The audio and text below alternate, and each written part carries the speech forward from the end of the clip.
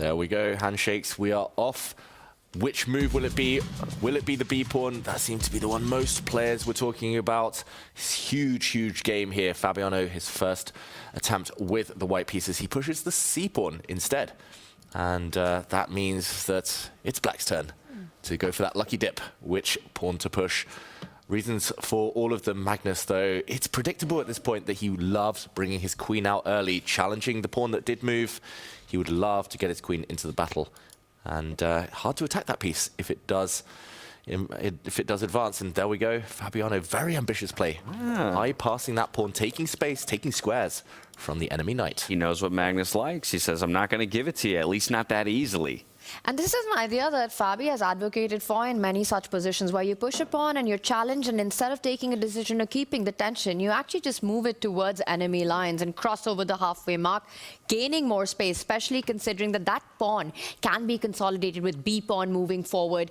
Next, opening up the bishop, opening up the queen. And I wonder how happy Magnus is. Looked like he had a smile on his face after seeing C5. I'll also point out that the position that we have with the 4 bishops tucked on the corners, very often that just leads to trades in a position where it's a bishop-less middle game. And we might be seeing that happen in this one as well, as Magnus opens the first diagonal. Yeah, I'm a bit surprised. Magnus looked up, smiled. So maybe something on other boards catching his eye. But this last move does allow white to back up his pawn, as Tanya mentioned. Also, the dark squared bishop's about to be exchanged, maybe making it less attractive for black to castle on that flank.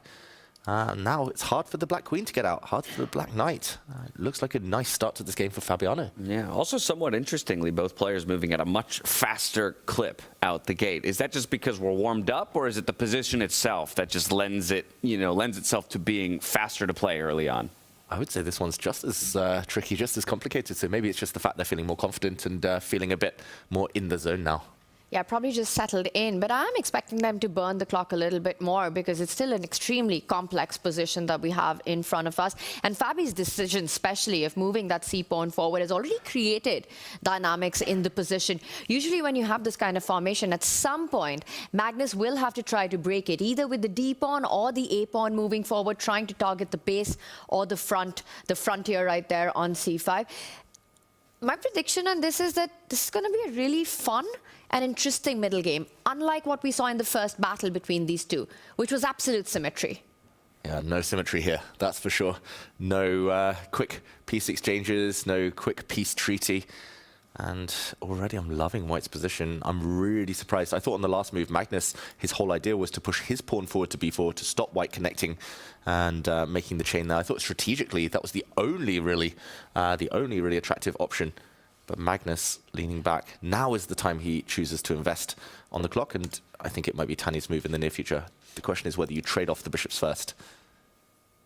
Probably just to prevent an exchange on white's terms, meaning that black couldn't castle any longer.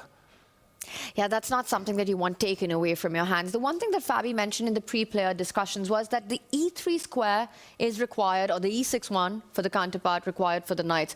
So I'm expecting the pieces to come out there, and what you really want to do is, especially given what's happened on that left flank, is look for safety on the right side of the board, which makes me more inclined of just going for trades in a way that that option isn't taken away from you.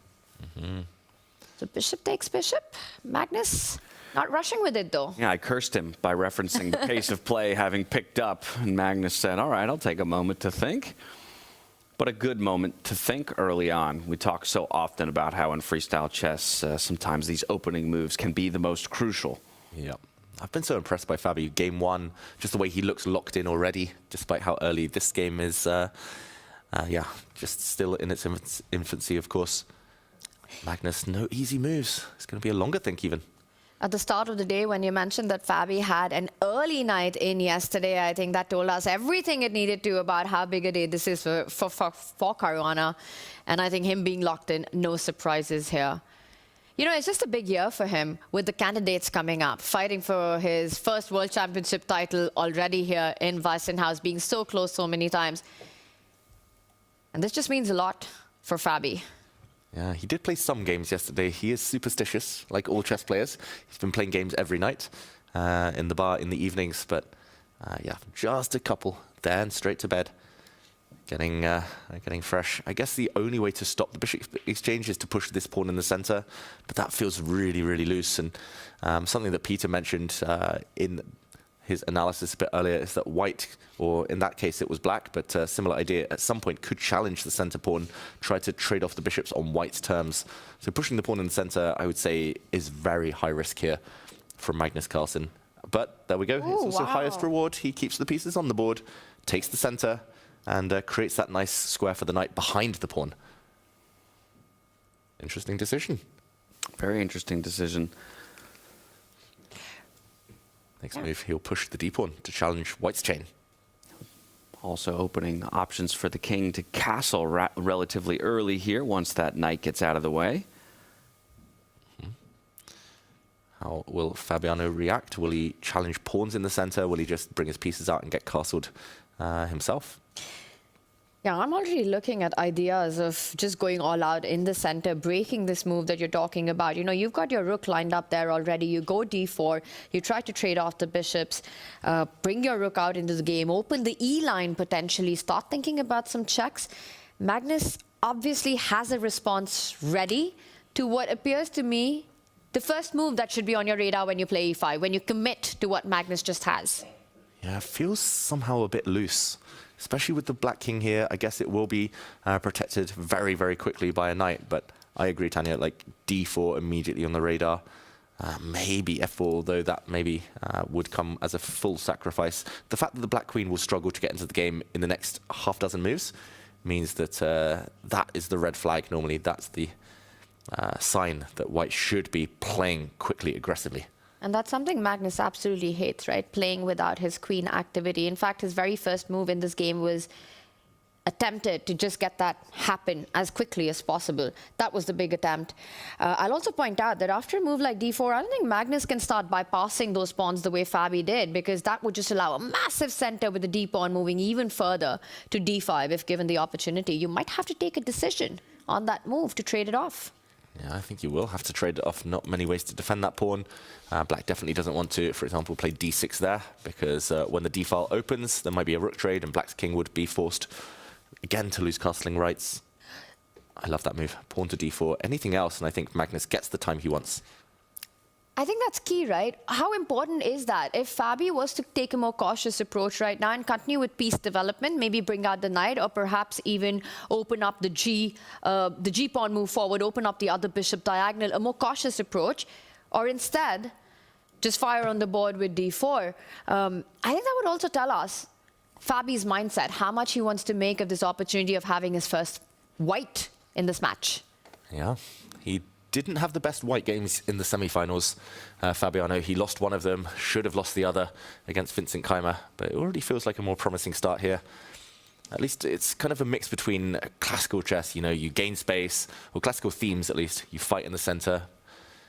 Yesterday against Vincent, he was playing this weird flank play, allowing Vincent to attack him quite early. What do you think? If you had to predict, are we going to see the very direct d4, or will Fabi just continue with slower development? d4. d4. How about you, Tanya? I want to see d4 happen. I think it's just... And Fabi's thinking early on in a position that perhaps means that he's looking at exactly that. At a more straightforward line, which brings in, well, tactics potentially very early on. Mm-hmm. I like it. Not backing down. Process of elimination, I don't think he really wants to push this pawn, because after a bishop trade on black's terms, the white rook would have to move. White cannot castle any longer. I think bringing out this knight is a bit unclear where it's going yet. It wants to be behind pawns. Maybe this knight could develop towards the center or around. I don't think the white queen is yet ready to move, so probably it's going to be one of these knight moves or the d-pawn push. I just think he wants to save everything else for later when there's more clarity. I like that idea that you mentioned. I mean, the other way that Fabi could approach it is to prepare for that d-pawn moving forward by bringing the knight to b3, and only then on the very next move going for this idea. Now, we don't need to go there, but I'm just going to call out that our third place board has the exact same board position, with Vincent Keimer considering the very same things that Fabiano is considering in this moment. So both of these guys starting to eat into their time. Do they go for that fight immediately in the center with the d4 push, or do they slow things down just a little bit? A more prepared approach. And I wonder, out of Fabi and Vincent, I'd be inclined to think that Fabi, more chances of going d4. I would directly. agree there. I would 100% agree that there's a better chance Fabi goes for d4. But it is noticeable that both players have been spending a long time now. Vincent's down to under 17 minutes, still thinking. Wow. There was a case in Paris of Fabiano copying every single opening that Magnus was playing. He was always waiting for a couple of rounds in the round robin, and then it felt like he was trying to copy, or maybe it's coincidence, who knows? So he's got a couple of more minutes than Vincent does. Maybe he's the one who's waiting for Vincent to decide, and then he's going to say, I like that, or I don't like that. All right, well, guess what? Vincent did make a decision. And Tanya, you said Fabi the more likely to go for d4. Vincent opt for d4. Ooh. And already a quick recapture back, of course, by Noterbeck on that board. And so to your point, David, will Fabi look up to the screens, maybe recognize and say, okay, that gives me enough permission to go the same way? Or will he decide differently? Very interesting, because after d4, there was a capture on the other board, and then Vincent's gone full sacrificial mode by not taking back, but pushing his pawn to e3 in the other game. So Fabiano, if he does happen to look up at the screen, we'll see it on the camera, he might be tempted. He might be surprised, need time to work it out. But Vincent, very ambitious play. I wouldn't be surprised to see d4 by Fabi on the board, but e3, that is really something. That is making a statement. That is going all out already, in a position that it's absolutely not required. Mm-hmm. Very fascinating decision. At some point, I'd love to get our legends' thoughts on this pawn sacrifice. I have a feeling Peter's heart rate would be pretty much pretty high, given the pawn sack. We'll get them when they're ready to jump in. For now, let's go to the bird's eye. Their game, because it's also interesting between Magnus and Fabian. They were playing very differently, but it's getting quite chaotic on the board. And instead of d4, Fabiano was playing the more careful, developing move, going knight d3, attacking the e5. Black played the d6, right? Yes, and f4, the And stunning. this is what we were talking about. Yes. You said f4, what a move. And I said, yeah, but it's a human move after all. I mean, Fabi can do this move. It's the logic behind knight d3. Yeah, breaking up, trying to hit on h8. The same thematic, yeah, because if the opposition opens up and Fabiano will be able to destroy the chance of Magnus's king going to the right side of the board to be safe, then it will get stuck in the center. So how did Magnus react? D takes c5. He took d takes c5, and now this is a critical moment, yeah, because the computer prefers to take b takes c5, but humanly also knight takes c5, getting that lovely outpost, even at the cost of sacrificing pawn on f4. It's very tempting. Judith? And we see both of the players are very much in their zone. I mean, look at that with hands. They covered their head. They're so focused. Both of them won that World Championship title so much. But of course, now they shouldn't think about that. But Fabi's thinking about whether taking b takes c5, knight c5, knight e5. What is the best version to do? But what I'm noticing here in this event, that Magnus is playing clearly slower than he's usually doing. At the same time, maybe his opponents are paying more attention to play as fast as possible, because Magnus can get nervous when he's down on time. So this is the evaluation from our end. So back to you, James. Thank you very much, Judith and Peter. Again, how differently, a game can go from the same decision tree and then sprouts in two different directions. More equality between Fabiano Caruana and Magnus Carlsen. Their body language as well, mirroring each other over the board, and the clocks a lot more similar. On the other side, you can feel the tough position that Vincent Keimer is in, the rock and the hard place that he finds himself stuck, as he's now down 8 minutes on the clock, trying to find a recipe back into this one, and maybe considering or thinking about the chances he let slip in game number 1. But back to our World Championship final table we go, as Fabiano has his thinking cap on. Where does he go from here? It's funny. It's like the freestyle chess version of the butterfly effect. It's like you just one little decision and your whole life can change. And here it's a world title on the line, of course. Magnus's last move, Peter and Judith mentioned that it's already very ambitious. He did spend some time on it, but I mean, it would just never cross my mind to take a pawn like this, to allow a white knight onto a beautiful outpost. Somehow, Magnus not wanting to consolidate, playing more dynamically, and I think it's a practical choice as well. Tanya, 3 big choices. I mean, you can take with the pawn, the knight. I thought he might go for the sacrifice and prove his knight, but what do you make of this? I like it. I don't know, visually, optically, it just looks like white is ahead in development. You know, you managed to get your knight out, which will get to the center of the board, or you will have the opportunity to take away Magnus's castling prospects for the rest of the game. Even if material balance is restored, let's say white wins a pawn at the center, black wins one of the side pawns, the c5 pawn by bringing out his own knight. Look at the pawn formation that Magnus has. Pushing those pawns on the g file and the b file, it just feels like there are these dark squared weaknesses which have been created already. And those bishops are perfectly aligned to get off the board for Fabiano Caruana, which means that he will be in time to make the most of those weaknesses. The king in the center, I think this has the makings of a middle game, which is going to be pretty hard for Magnus. Just to show a line, for example, let's say Magnus continues with development, brings his knight out, trying to capture the c5 pawn. You jump in forward. I don't know, David, help me out. You take it with the bishop or the knight, the e5 pawn. And then black captures on c5.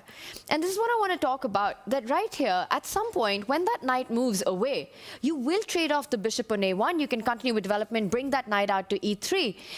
Let's say black goes castle. The moment white goes with the knight to g4, you'll have to find the right moment to do it. And suddenly bishop takes bishop, queen takes bishop, and I'm going to let you play out all the checkmates that are possible in this kind of a position just so early on. I like how you found the fastest way there. But these are the weaknesses that I feel Magnus's early moves have created that Fabi can cash in on. Yeah, dark squared holes here, like you said, like Swiss cheese, just horrible. No defenders really around either. And this would be disastrous. Of course, Magnus won't fall into something this quick, but long-term, these problems will persist. And yeah, it's really difficult here. Like, maybe you'll calculate moving forward. That's another kind of tactical idea on the radar. Just in case the white bishop were ever to go and take the black bishop now, you could consider maybe taking the knight, and it gets really crazy. Ooh, and I mean, this bishop is hit. There's going to be a pawn landing in front of the white king, losing castling rights. This is wild. But yeah, maybe the white knight just moves. Maybe it still steps into the center or goes back or somewhere. But I mean, this is how you beat Magnus Carlsen. It's going to be messy. It's going to be complicated. It's going to be a wild game. You're taking big risks. But I don't think you ever beat him in a slow, symmetrical position or a quiet endgame. This is great from Fabi. And that goes back to Judith's point, right? About Magnus's play in this tournament maybe feeling a bit more sluggish than it would normally feel, but also his opponents seeming at times to choose to use the clock pressure to start to ask questions of him in a way that will make him bleed time on the clock. I really want to give a shout out to Fabi's decision to slow down on that move, not rush with d4, and find this alternative path to create these problems. You know, based on Magnus's move of pushing that g pawn forward, assessing it, that this would perhaps be the line that would pose the hardest questions for Magnus to answer. You want to pull him out into these complications where, once again, both players have the opportunities to go wrong, and completely agree. How do you strike at Magnus in a strategic battle? He's the master of strategy. When it comes to those positional grinds, I don't think anyone comes close, not even the second best player on the planet. And you really want to get him into these messy, chaotic positions where, once again, with little time on the clock, unfamiliar patterns, anything can happen. That's where you strike. You've got to take that risk. Look at Magnus, eyebrows raised. He looks concerned, deeply concerned. He's down 3 and a bit minutes on the clock compared to his opponent. Yeah, Black's king is going to come under fire no matter what. Also, I like how Fabi's just kept his central pawns intact. That's what Magnus himself likes to do. Full flexibility, full pawn shelter. White doesn't even necessarily need to castle in a hurry.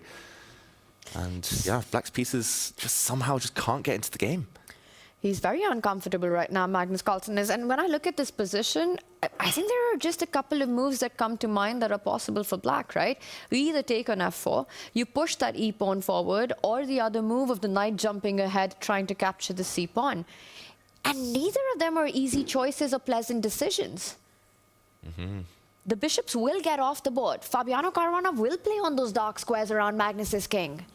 Yeah, and short term, Fabiano is actually playing a queen up. Like the black queen, she isn't doing much. If you push a pawn to open up the diagonal ever, the black bishop cries. And I just think dynamically, Fabi senses this is the moment. It's early. It's only move 6. It goes back to the first 2 moves of the game where, you know, Magnus challenged, B to C pawn, and Fabi with just that very, very calm slide from c4 to c5, right? And it looked like it caught Magnus off guard. Like, oh, I was not expecting that. I was thinking I was going to get the trade and my queen out onto the board early, and now I'm suffering for the fact that that queen is blunted by my own pawns. Yeah, and Magnus plays a move we didn't expect, Tanya. I was definitely not expecting. This wasn't even something that I had as a possibility right now, because you're just giving up a central pawn is what it looks like. Pawn can be captured. Magnus is going to hope long-term, for example, just to put a couple of moves on the board, that he's going to get some compensation. Maybe the knight will come out now. And long-term, he's going to shatter the white pawn structure. This is an annoying pin. And maybe this pawn will be up for grabs a bit later. But the evaluation bar doesn't really approve. I think the main idea, though, for this bishop jump is to get the black queen out. Maybe a pawn push now would finally activate Her Majesty there. All right, well, it wasn't on our radar, but a couple of folks who have something to say about this most recent decision by Magnus Carlsen is Judah Polgar and Peter Lecko. So I'm going to go over to the deep dive desk to see what they have to say. What about this bishop move? Is this a good resource for Magnus Carlsen? Exactly. We want to reinforce what Magnus did and David said also. So a few more things about it. Yes, well, we wanted to actually dive in that to say that we have incredible respect for this move, and this is a move of a genius. Yeah, this is a very deep concept that you have to understand, that you give a central pawn, but you get squares, and also to understand that if you don't do this, you end up in a practically very unpleasant position. So fantastic practical decision. Now Fabiano will have to react to completely new circumstances. One of the lines that is very important, however, is that after f takes e5, black has to start with a seemingly surprising knight e7, because it looks like the black knight should jump to e6. Yes, it should. The difference is that after g3, bishop takes d3, there will not be an intermediate check on c6. So white is forced to take on d3, black plays the move knight e6, white plays the move knight e3, black plays c6, white castles. Now bishop takes e5 is dangerous, because finally some knight g4s and knight f6 are coming, so black should also castle. White plays knight g4. The computer does give white advantage, but this is a very messy kind of position, and this is the best what Magnus could have hoped for. And yeah, just sensational and fantastic to be following this game. Absolutely. Bishop e4 was probably the only good move in the position, and Magnus senses it. At the same time, we've seen that he's down on time. I'm repeating that because I think that's a very important element. Back to you. Thank you so much, Judith and Peter. Rightfully so, repeating the clock situation, but as would be expected of the world #1, he takes the time at the proper moment to find a genius move, a championship level move. A very big practical decision here, and like we were talking about, you know, a genius that none of us had it on our radar as even a possibility, but this is what Magnus does. But my question is, for him to be forced into finding this sort of a resource so early on, and the bar indicating that Fabi is doing well if he finds his way forward, where exactly did Magnus go wrong? We're on move number 6. Why is he struggling already? What was the mistake? Well, maybe there hasn't been one. It's 94% accuracy for Magnus is still very high. Maybe it's just a difficult opening position where you still have to find these clever moves like bishop to e4, very complicated. Peter pointing out that great finesse with this knight coming out first before the other knight. I don't think he's done anything maybe objectively terrible. It's just the type of position where the path is narrow. And normally Magnus doesn't like that, but really instructive that he chooses a position where he might be down a pawn, but it becomes positional. It becomes about squares and things that Magnus really understands, rather than one-way traffic where it's really messy and he's the one getting attacked. So we're expecting now this knight move, very, very important, as Peter pointed out. That line is likely to happen on the board. Very impressive stuff. Yeah. Just to point out as well, the other knight jump I mentioned, most natural move, but now after pawn to g3, bishop takes knight is the desirable one. You need to eliminate the defender of all white's pawns. Bishop check, so nasty, so strong, and the black king can never castle again. I rolled it back out of curiosity, just to where maybe he could have gone so ever so slightly wrong. Give it to and us. It could have been on move 2. In response to the c4 to c5 pawn push, instead of opening up your dark squared bishop, you push to b4. This solves that problem to a degree of the queen having a way into the game later on. I really like it, because you get your queen into play, and you also stop that consolidation structure that Fabi's managed to achieve with his own b-pawn moving forward to the square. You will have a direct target on c5. And the moment you pointed out, it just feels like perhaps Magnus did rush with the decision to open up his other bishop diagonal then. It's a tiny thing, right? And the computer gives it only a couple tenths of an advantage to white to have not gone for this decision. But either way, Magnus made his choice early on. And so that brings us to the position we see on the board, where Fabi has captured into the center of the board with the pawn here. I must admit, I'm shocked Magnus didn't play that. I thought that was the whole point of the first move, because we have had very similar positions before where Magnus has gone for that maneuver, just pushing the pawn as far down the board as possible, trying to open up his queen. And we know how much he prioritizes and prizes queen activity. But now he has to find a second brilliancy, a move that's super important right now and not so obvious. Well, brilliancy not in the terms of tactics, of sacrifices, but positionally, strategically, incredibly important. And I'm just wondering, is there a massive difference? If Magnus doesn't play knight e7, is that the only move for him to keep any kind of balance? And he doesn't go for it. He doesn't go for it. The evaluation bar doesn't change much, maybe just slightly more in white's favor. Yeah, I mean, it's difficult. The other night, it feels like he can just park it here anytime. But now, a big question will be asked if Fabiano does push his pawn forward. I'm not sure whether it's one square, two squares. Maybe one square is the most natural, but also you kind of want to use your knight on that square later. And here we go, g4. Fabi's in an aggressive mood today. Great move. He's not backing down, Fabiano Caruana. Feeling himself and taking a note of what you said, right? I might want to land my knight on that g3, so let's go all the way for g4 now, opening up my light squared bishop at the same time. I absolutely love it. Magnus is ready with his response, and now Fabi has this intermezzo, this in-between move of giving a check, taking away the right to castle from Magnus for the rest of the game before he recaptures. And I think he plays it. He's taken a pause. He's not rushing with the recapture. He has to play it, I think. Otherwise, Magnus has got away with saving this move, knight to e7. Magnus can then just castle in one move. The king would be super safe. And it becomes that type of position that Peter showed earlier. But suddenly the white pawn is actually badly placed on g4 because the white knight, as Peter showed, might want to use that square. So now the only way to justify Fabi's last move is to give a check. This is a critical moment. This is a 2-point swing. From a 1-point advantage for white to a 1-point advantage for black if he doesn't find this move. And that makes perfect sense. You have to play it. Otherwise, black just has beautiful harmony, beautiful targets in the position. I'll also point out, with that check, after you take the bishop, Magnus will have to take time out to even defend the b5 pawn. He still can't finish his development. Oh yeah, I just forgot about that pawn completely, but important that it does hang in a lot of variations. Magnus, hand over his head right now, hands over his eyes, maybe. Has he forgotten about this? Has he underestimated this check? Fabiano, he's pausing, but that means it's on his radar. It's on his radar, David, but there are only two options, right? You either pick up the bishop or you give a check. There's no third move in this position. Or maybe legally you can play anything, but you don't. And the point is that he has to play it fast, and you need Fabi to play this. If he goes bishop c6, we have a real world championship match on our hands. Magnus Carlsen will be on the back foot. Huge moment. Fabi has enough time. He's still got a bit of a lead on the clock. Taking back would be, I think, just such a bad practical decision, as well as objectively. We've discovered the check. Come on, Fabi. Give a check. Magnus has said it himself. In this field of 8, he feels Fabiano Caruana is the biggest threat to his championship titles. And right now, Fabiano is showing us why that is. But can he find the critical move? He does. Bishop to c6. Check here. Continues to ask questions of Magnus Carlsen. Finds the critical move in the critical moment. Yeah. Checks, captures, threat. Sometimes you got to go back to the basics. Give a check before you capture. And he does it. And Magnus has to be incredibly careful now. Yeah, shock on the face of the Black King there, as David illustrates.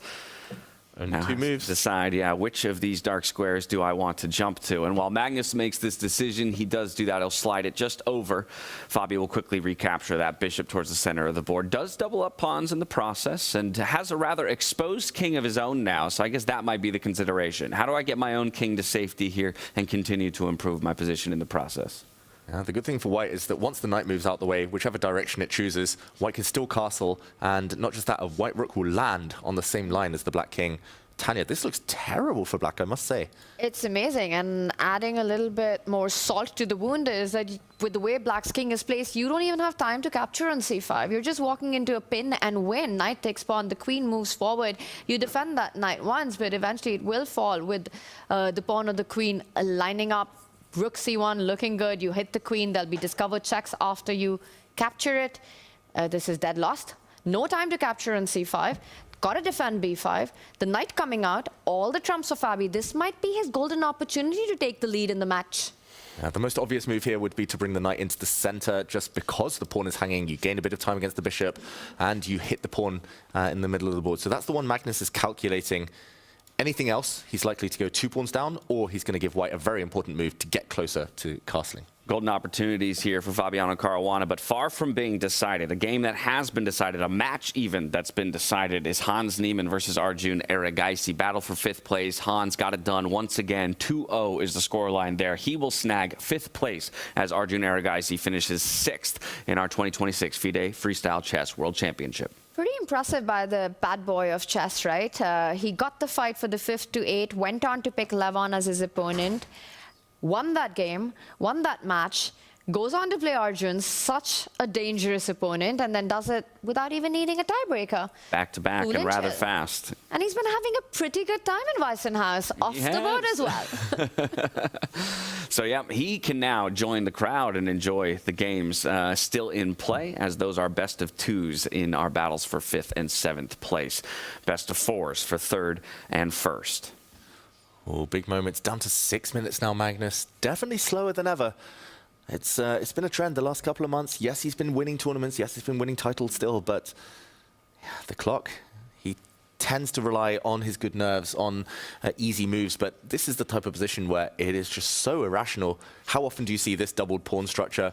All of these pawns, a king that can't castle.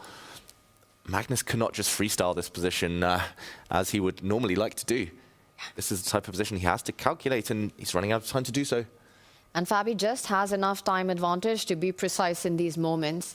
It's the kind of game that might not even last too long. So if Fabi is able to maximize and optimize the next few critical moments, Magnus with 5.5 minutes might not save this.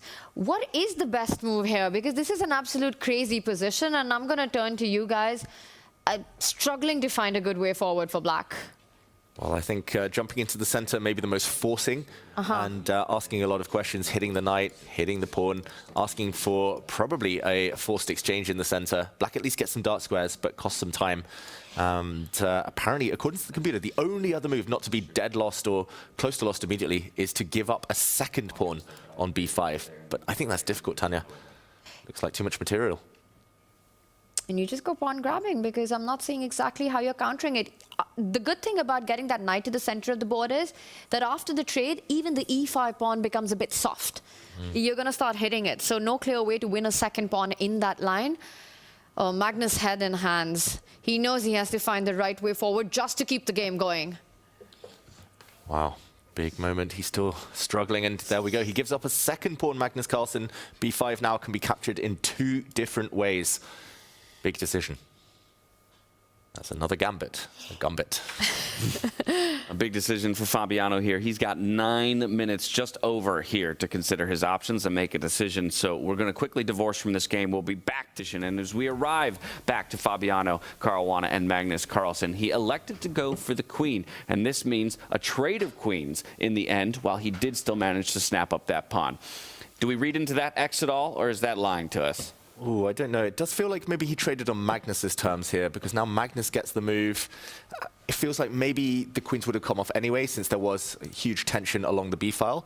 But by taking with the bishop, he could have dropped it back. Maybe if a queen trade had happened, the white rook would just be on a slightly better square.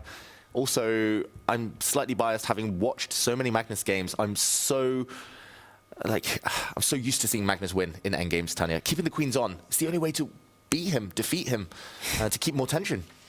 Yeah, even with 2 extra pawns, you can't call this a complete advantage for white just simply because Magnus is on the other side. And of course, the e5 pawn is soft as well. But I want to also come back to the dynamics of those opposite color complex bishops that we bring up so often. And I think in this endgame, that's something that Fabi will rely on. You earlier had pointed out that f7 spot. Bring the knight out, bring the bishop back, bring the rook, line it up against that weakness with no light squared bishop for Magnus Carlsen. Yes, the Magnus magic happens in an endgame. Yes, there's a vintage Magnus that always comes into play and grinds it out and saves difficult position. But I still believe that Fabi will push this out. And you know what? I think he gets this done. That's my prediction in this one. Bishop c4, knight e3, rook f1. And I'm loving white's chances here. That's what you think. Let's see what Judah Polgar and Peter Lecko think when it comes to this top ticket bout. He had 2 decisions to make. Was it capturing with the bishop first on that pawn or the queen? I asked David, should we read into that X? I'll ask you the same thing. Did he make the right choice or the wrong choice? Well, there are a lot of things happen in the last few moves. Later on, we might get back to that very important point. But now, of course, all those moves which Tanya just mentioned, bishop c4, knight e3, all those are extremely logical because the f7 pawn can be a weakness. At the same time, there is maybe a much better move, which is not so easy and obvious, but I think Fabi will play it, which is? Yes, and I think we should head to the players. I want to see them. I want to catch that in camera because here going e5, e6 is the key to break black's structure. That's the way how white can really cement his advantage. If white is just playing this bishop c4, knight is in natural moves, actually, black maintains the structure and will have very good drawing chances. So I think that is a super important moment.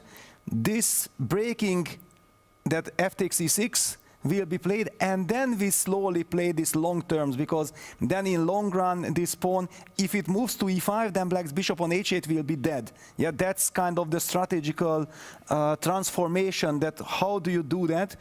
And exactly the same thematic, just very quickly, that if Magnus would have played the move after ed3, knight d4, which was so natural, it would have also run into this fantastic e6 pawn sacrifice. That was the problem. And after f takes e6, knight e3, not only black's king is in trouble long terms, but also the pawn structure is compromised. So Magnus sensed it. That's why he played knight e7, which was a very strong move. Queen b5, bishop b5. And here was an absolutely stunner idea by the computer to sacrifice another pawn with a6, bishop takes a6, knight c6, maintaining the stability and playing for compensation, but this is just completely from another planet. And by this time, we see that Fabi has missed the chance to play e6, and Magnus, I believe, will hold this game. Okay, so we are waiting for Fabi to play his move. Is he going to be making? No, he did not play. Yeah, he did not play. Yeah, he played knight e3 and bishop e5 castles, king g7 on the board.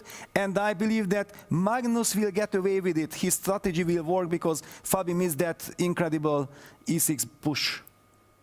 Yeah, this is what it is, and it's a complicated game, even now without playing e6. But of course, black has amazing bishop on e5, controlling so many important squares. And now g4 is a move which I'm not sure Fabi is so happy about. Maybe now he thinks maybe I should have been playing g3, but let's see how it unfolds. Back to you guys. Thank you so much, Judith and Peter. Still a complicated position in play. It is a small material advantage, at least for the time being here for Fabiano, up a pawn in total. Again, can he convert? This would be the time to do it. You still have a small clock advantage over Magnus Carlsen. You seem to have had him on the back foot for the entirety of the game. I would be thinking in Fabiano's shoes right now, this is where I have to strike. This is where I have to take the advantage early against Magnus and then hold him off for the remainder of the best of 4. Exactly, that's the plan. That's what he's focused in on now. But his best chances might have passed. Firstly, in that middle game. Secondly, now we've seen e6. It looked so clear, so strong, so powerful. But he did miss that opportunity. And Magnus is only 1 or 2 moves away from consolidating now. He'll put a pawn on f6. He'll move his rooks across somewhere. Still some hard work to be done. But white's pawns are all so weak. It's hard to imagine at least a decisive advantage in the near future. Black now will be forced to just defend the pawn with his rook, take a timeout, and a lot of hard work to be done. If Fabi's going to win this, he's going to have to do it the hard way. Long, long grind ahead. Yeah. I mean, you look at worst place pieces in these kind of positions, right? Your knight's looking really great, the rook and bishop lined up. The only piece that you'd want to get into play if you're Fabiano is the other rook. Whether you choose the E line or maybe the longer route via B1 and B7, trying to infiltrate on the 7th rank would be a plan to try to at least get that grind started at some point. Eyeing the idea that hopefully when Magnus's knight moves up to defend, it might give the d5 square for one of the pieces to land on after knight c6, knight d5. Just the defense structure for Magnus, I wonder how hard is it? Is it hard for Magnus to keep this under control? And is that more difficult than, well, Fabi trying to find a way ahead? Well, yeah, I don't know. I just have a feeling that Magnus is actually got more than just safety in mind here. Oh, wow. Played these types of positions so many times. He's got a very stable bishop. I mean, he could be looking for imbalances if he removes the white bishop.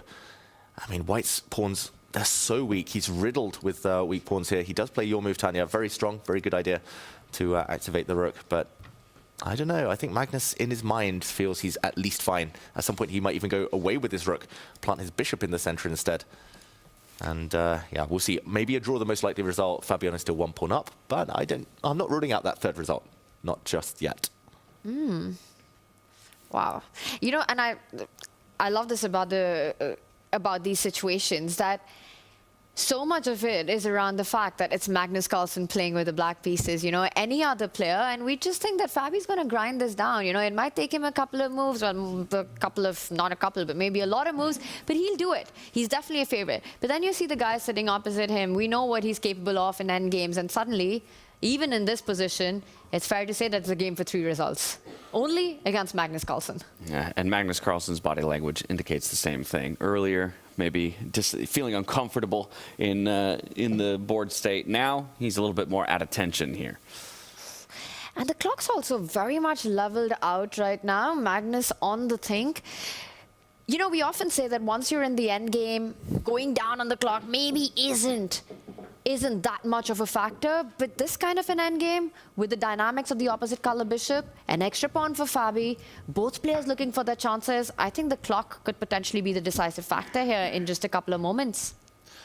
Very likely. And Magnus is the one to go into an over 1 minute think now. 3 minutes, 3.5 minutes against 2.5 minutes. The knight does move indeed, as we predicted. Maybe come to the edge of the board to destabilize the bishop. Maybe if the black bishop moves, the knight could replace it later. What I really want to do is get my knight on d5, but that g4 pawn hanging is just extremely annoying. Yeah, white will have to at some point take a time out to defend that pawn, to activate the knight. Does he do it now? Jumping into the position doesn't feel correct here, because I think that black can simply ignore that and just start moving on over with his knight. Very often in these kind of positions, one can also see a bunch of trades happen that just neutralizes it very quickly. And I think the line that you pointed out with the rook moving forward, attacking pawns, the knight coming ahead, might be one of those scenarios then. So how ambitious is Fabi feeling? Will he go for a direct approach where we'll see a flurry of trades, but his advantage slipping away? He does bring the king forward. Not very committal. Yeah, that's a useful move. It's just whether it's the most useful move in the position. The g4 pawn will still be hanging if the white knight is ever deflected away. Magnus frees up his rook. No longer tied down, protecting a pawn.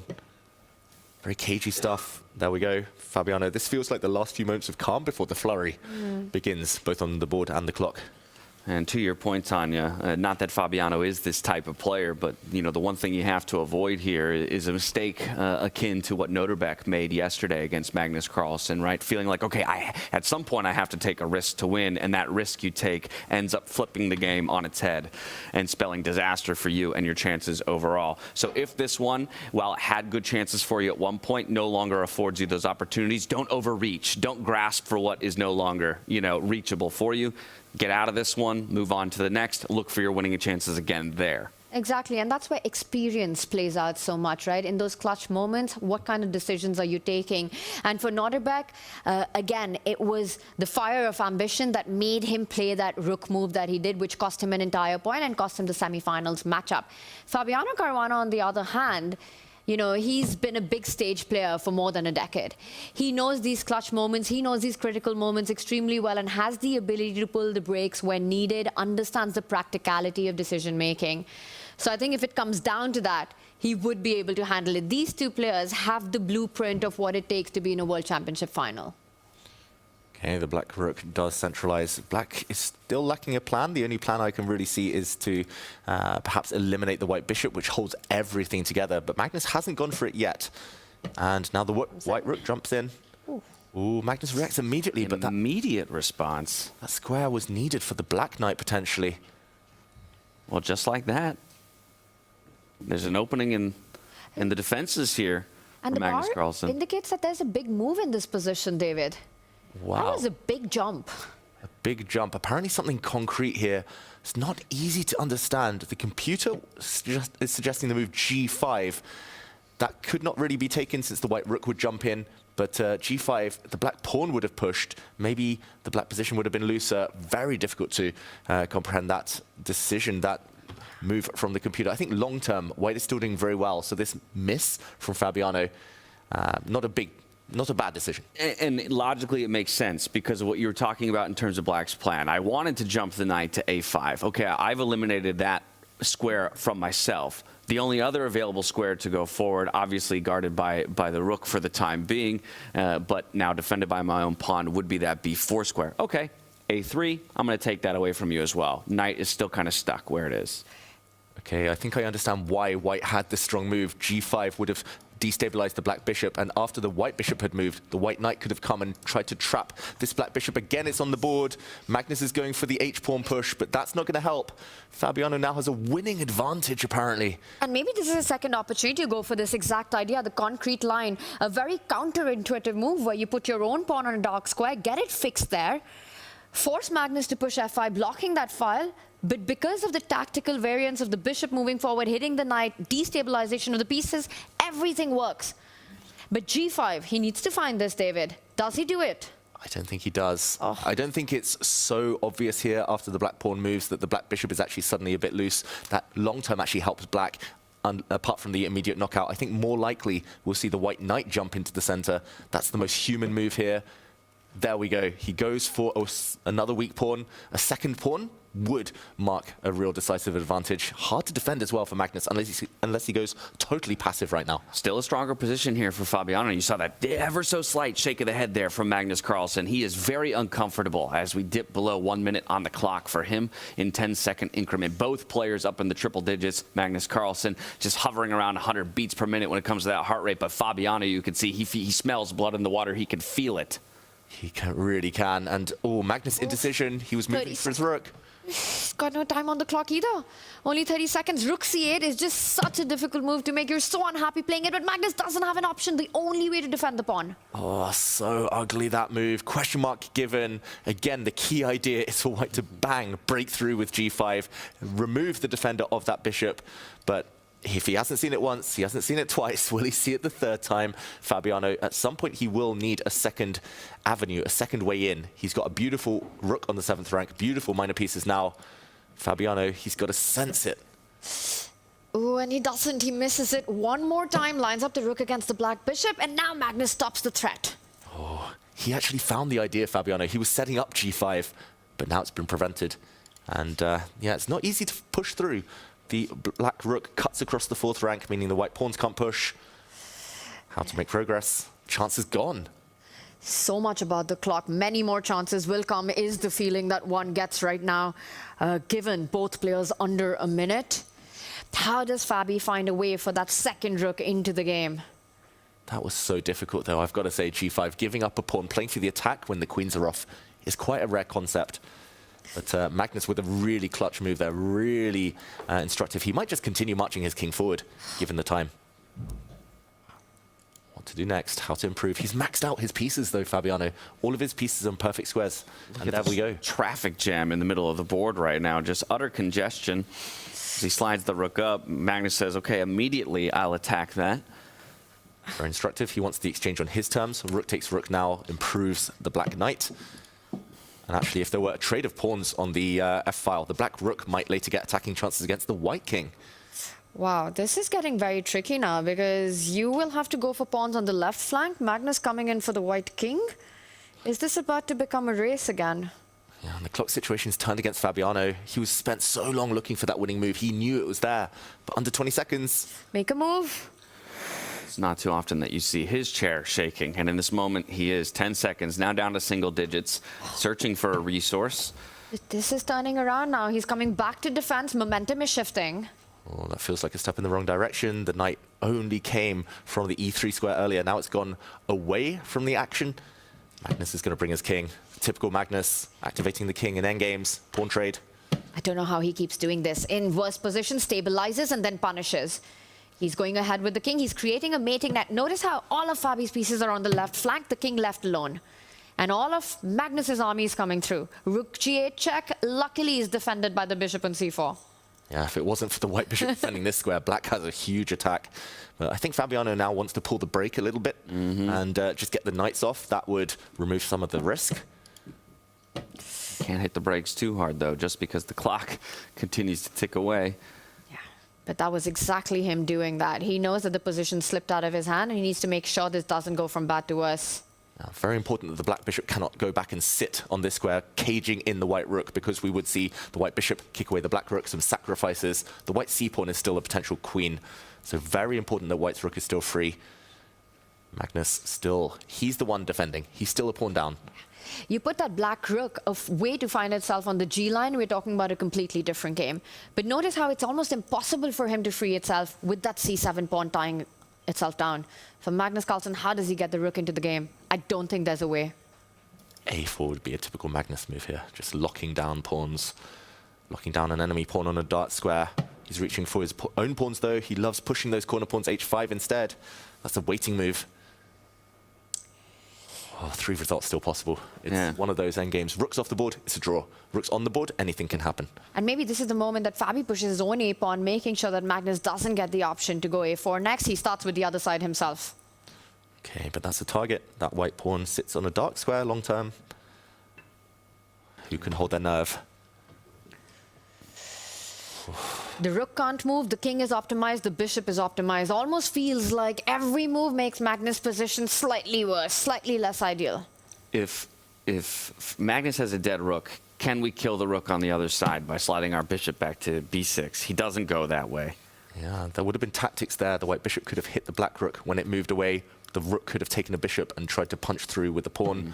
There were tactics so he defends the other direction, but now black's pawns are loose. And now the black rook is coming. Tanya called for it. The black rook wants to reach this square to go for an attack against the white king. Yeah, just get it on the G line and you don't care about the pawns. Take the pawns, I'm coming for your king is what Magnus is saying. And this is Fabi rushing to defend. If rook e7, he wants to go rook to d7, challenge on the 7th rank, not allowing a check. Yeah, and even that might be a draw after a rook trade. The black bishop can prevent any promotions, but Magnus might want more. Magnus's bishop might move out the way. The black rook is coming. He does want more. He doesn't go for that rook trade option. Gets the king closer to that weak pawn on the H line. And Fabi now attacks the bishop. Which will move. You can bring it forward. Keep it on the diagonal that it is. And the rook's coming in. Yeah, very important that the black rook covers some squares. And Magnus is taking a bit of a risk here. You've got to watch out for bishop. Rook takes bishop sacrifices, pushing through the pawn. In conjunction with the bishop, but doesn't seem to quite work yet. You could also start targeting that f5 pawn with your bishop. The rook already lined up. Drop that bishop back. I want to pick up all the pawns that I can. f4. Oh, it gets so tricky, this position. He comes back with the king. Wants to give a check on e2. We should say this is an easier position to play with black. Like, you have pawns to push, you have pawns to grab. White's rook is somewhat clumsy. Which direction does it go? Magnus is pushing. He's got another pawn in his sights. He's making so much inroads in this game, right? Slowly and steadily, he's improved his king, he's improved the pawns, he's improved his rook. The bishop blocking the white rook. How many times have we seen him win this type of position as well? Countless. Bishop e2 check. King slides out of the way. Gonna take that f5 pawn. Pawn, yeah, but he will drop his f pawn. And now if Magnus wants to draw, he just goes rook f8. Oh. That is a draw for right there. Here we go. And I think at this point, Fabi's happy to bail out. Very happy, very relieved. I think Fabiano, he's going to grab this pawn later. Maybe wise to, there we go, block the black king first. We'll see a blockade and fireworks. Maybe a draw's a fair result, but Fabiano with missed opportunities. How many of those do you get against Magnus Carlsen in a match? And there we go, it's a handshake. Wow, would you believe it? I mean, Fabi was throwing haymakers for a majority of that game, had Magnus Carlsen against the ropes, but still Magnus finds a way to keep himself alive, and perhaps a missed opportunity, an inaccuracy here or there from Fabiano means through 2 games, they're evened up at 1-1. That was absolutely fantastic to watch. You know, completely different narrative from what we saw in their first game, which was such a balance. This was an up and down roller coaster. Fabi with the golden opportunity, fantastic opening play.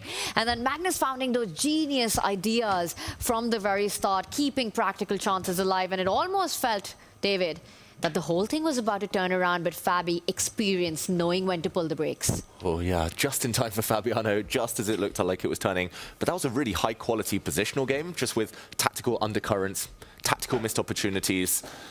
The clock playing a huge factor. I think if Fabiano had 3-4 extra minutes at a critical moment, he would have won that game. Magnus will be a relieved man, but he was suffering there, suffering quite a lot. But he's got to be feeling, Magnus, right, that this is going to be quite a match on his hands. He's not really made any chances in the first 2 games. If anyone, it's been Fabi pushing.